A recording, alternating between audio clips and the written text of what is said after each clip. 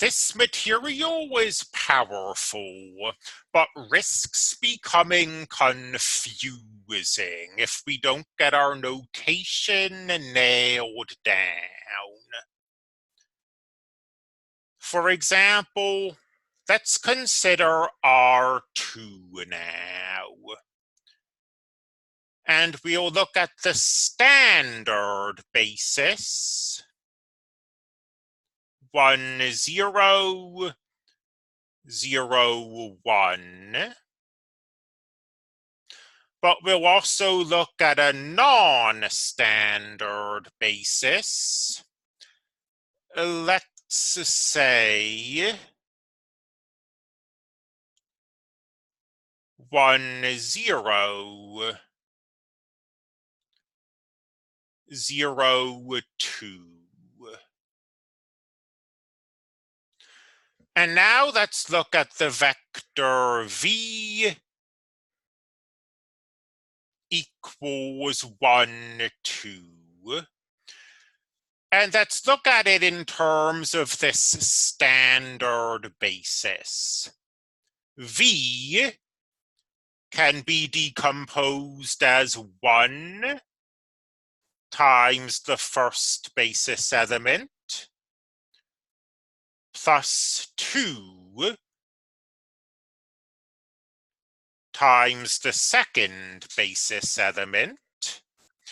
So this vector can be stored as the list 1, 2, which can then be thought of as the vector 1, 2. So this vector can be thought of as itself rather trivial when you put it like that.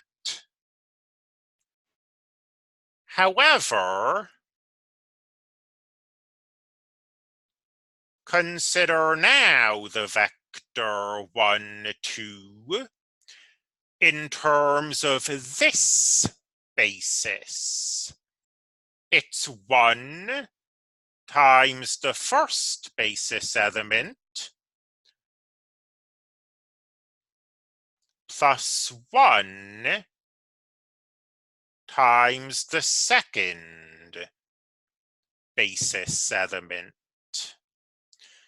So the vector 1, 2 can be stored as the list 1, 1, which can then be thought of as the vector 1, 1. And clearly we need to nail down notation to represent this situation. We certainly don't want to say this vector equals this vector, because that's flatly not true, in spite of the fact that under this basis, this vector is somehow representing this. These are, at the end of the day, different vectors. We'll discuss notation and terminology in the next set of notes.